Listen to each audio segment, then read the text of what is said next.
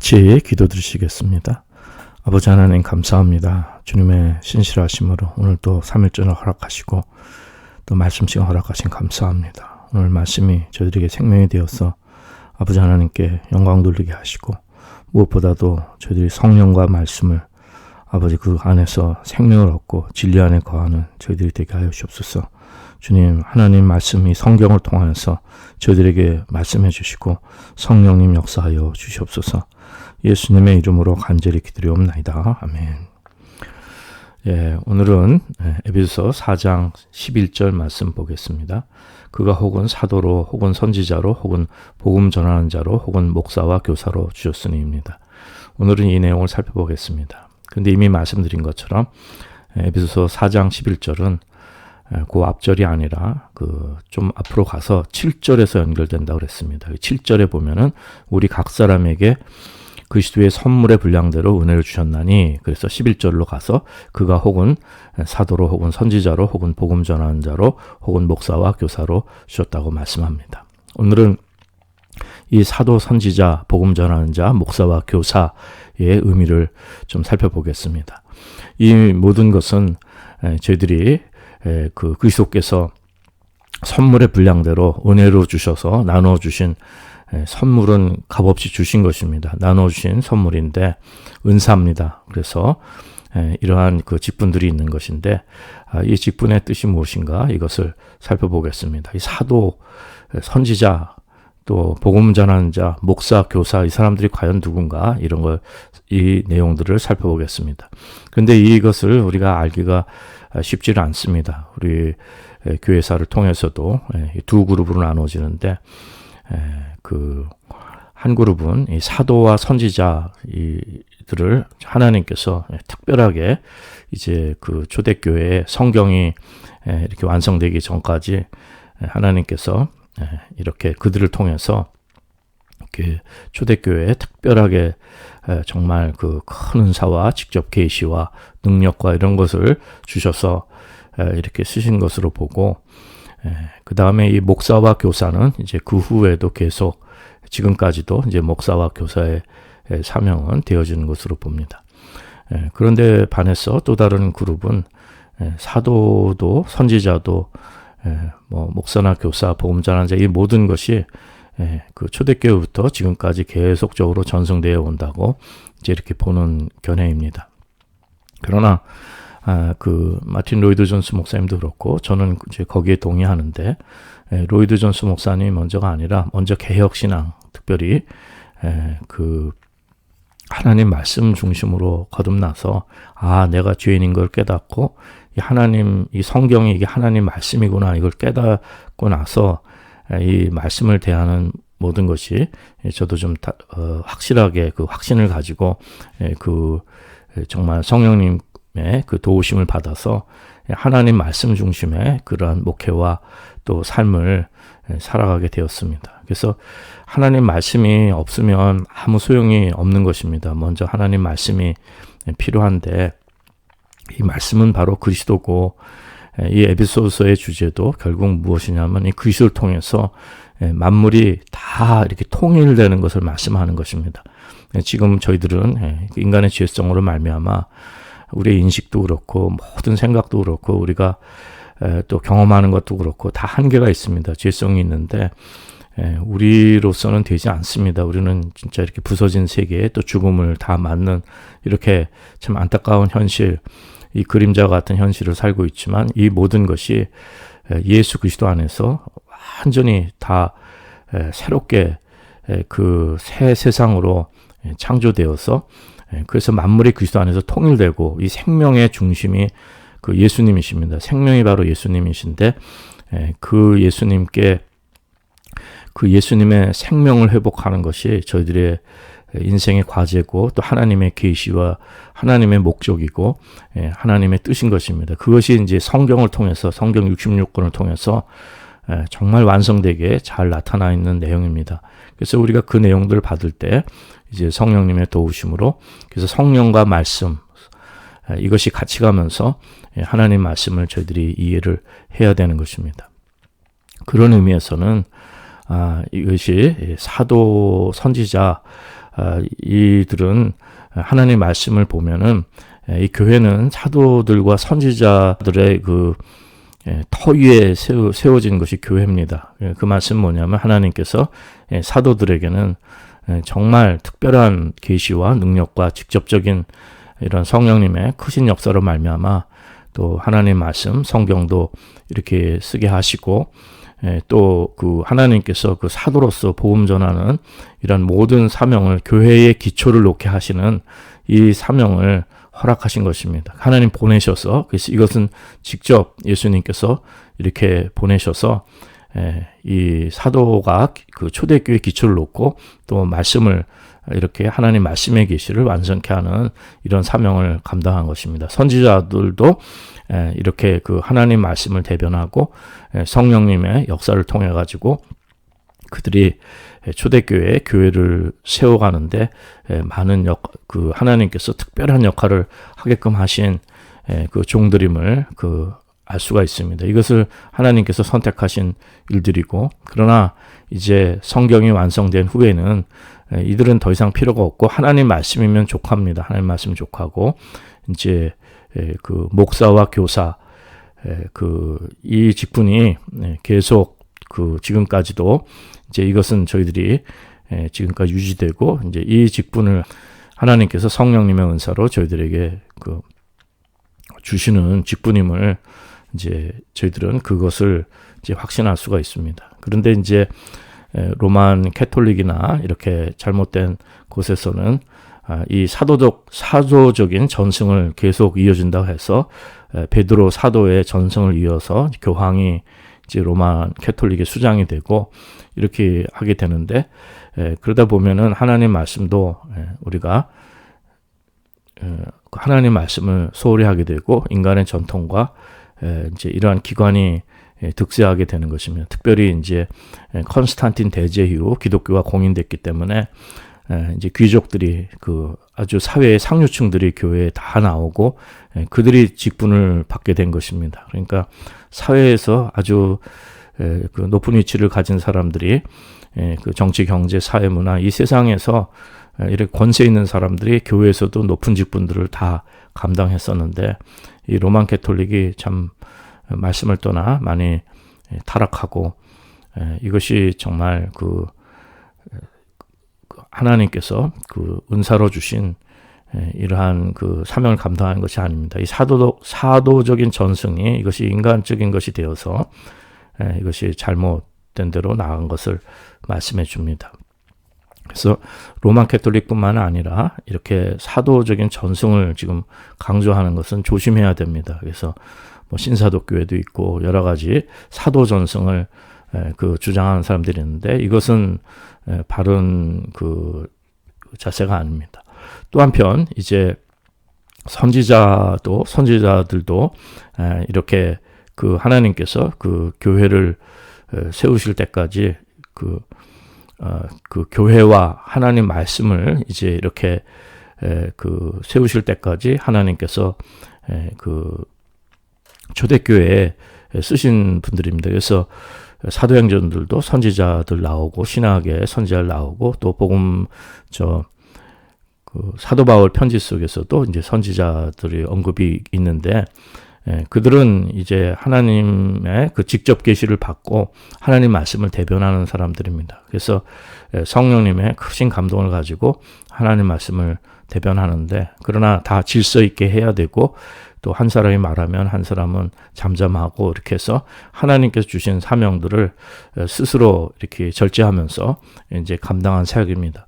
그러나 이 사도와 선지자들은 이제 하나님 말씀이 완성된 후에는 이들의 역할은 필요가 없고 하나님 말씀이면 족한 것입니다. 이 말씀이 성경 66권 하나님 말씀의 계시 완성된 이러한 모든 것 안에서 정말 하나님 말씀 안에 사도가 있고 하나님 말씀 안에 선지자가 있는 것입니다. 그래서 이 하나님 말씀이 저희들에게 참으로 중요한 것입니다. 이렇게 어떤 선지자적인 성령님의 역사와 영적인 것만 또 지나치게 강조하는 것도 참으로 위험합니다. 하나님 말씀이 항상 같이 가야 되는데 예를 들면 퀘이커 교도 같은 경우에도 이렇게 내적인 빛과 명상과 내 속에 있는 이 성령님이 역사하시는 대로 행하는 것에 대한 큰 강조를 하는데, 자칫하면 하나님 말씀을 무시하고 하나님 말씀보다도 우리의 어떤 영적인 경험을 그걸 우선시한다면 그것은 바른 신앙이 될 수가 없습니다. 우리는 아무리 큰 영의 경험을 해도 속기가 쉬운 것입니다.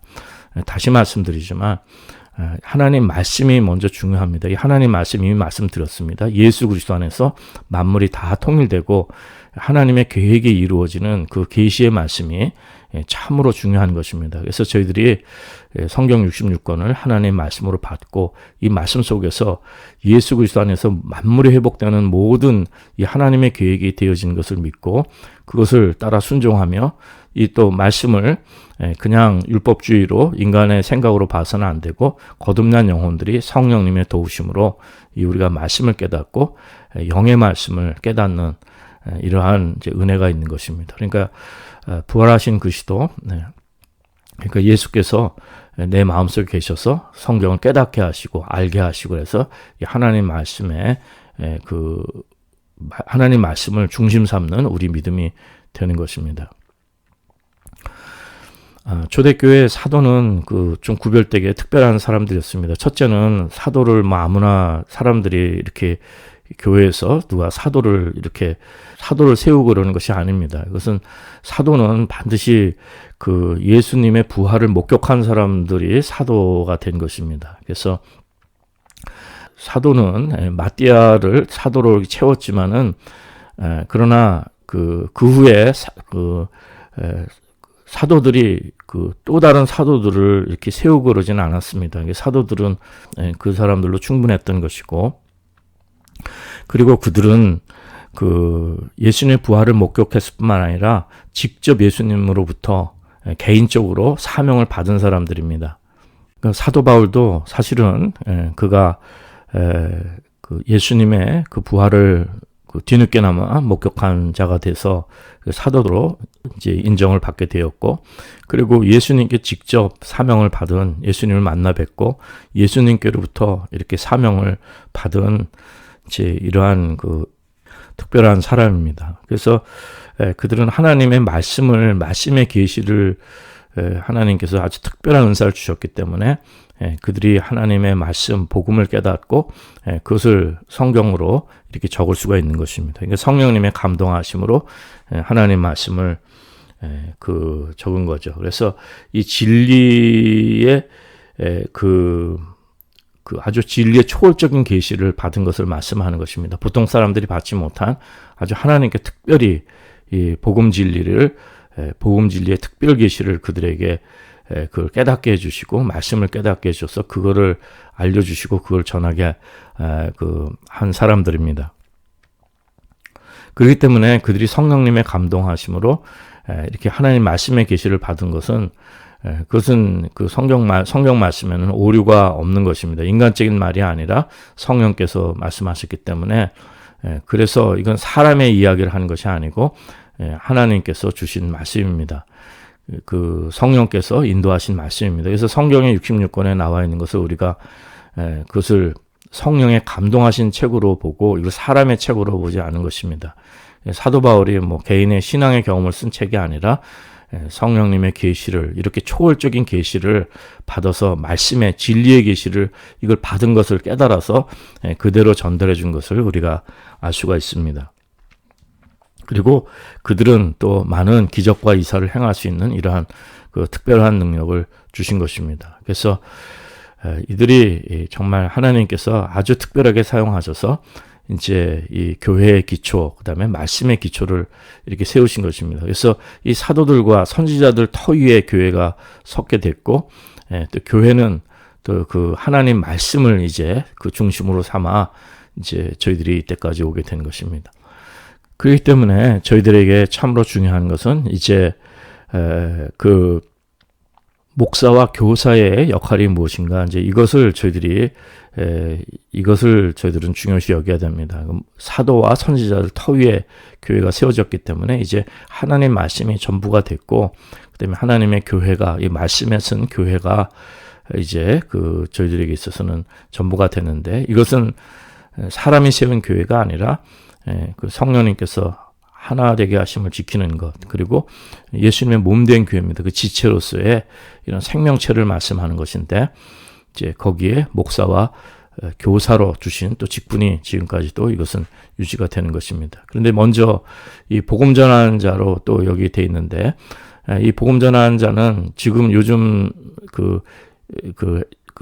요즘 말하는 이런 전도사 이것이 아니고, 그때 그 성경에 이때의 복음 전하는 자는 그 디도와 디모데 같은 경우로 사도들이 그들을 성령님의 감동하심으로 그들을 지정해서 그들은 하나님의 말씀의 계시를 잘 깨닫고 그것을 잘 전하고 설명하고, 그래서 그 보내심을 받고, 그래서 때로는 사도들보다 먼저 가서 그 복음을 잘 전하는 이러한 역할을 감당했고, 또 사도들이 다녀간 후에도 그들이 파견되어서 그들이 말씀을 잘 해석하고 그걸 설명해주고 복음을 전하는 이러한 사명을 특별히 감당하는 것으로 볼 수가 있습니다.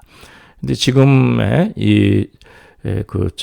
지금의 전도자들이나 이 전도사들이나 이런 것은 특별히 이제 뭐 18세기 부흥의 영국 같은 경우에도 지금 말씀하는데, 그거는 이제 한국말로는 감리교의 권서라고 있지 않습니까? 권면하는 사람이라고 이제 얘기하는데, 이러한 오히려 권사의 의미가 크다고 로이드 존스 목사님 말씀합니다. 그 권면하는 복음을 이렇게 전파하는 사람이 된 것입니다. 그리고 이제 혹은 목사와 교사를 주셨다고 했는데, 이 목사와 교사는 여기 혹은이란 말이 혹은 사도로, 혹은 선지자로, 혹은 복음 전하는 자로 했는데, 혹은 목사와 교사 이걸 같이 말씀합니다. 그래서 이걸 분리해서는 안 되고, 이걸 같이 봐야 하는 것이 옳다고 믿습니다. 그러니까 목사와 교사, 그러니까 목사는 바로 교사가 되어야 된다는 것입니다. 그 말씀 뭐냐면은, 목사는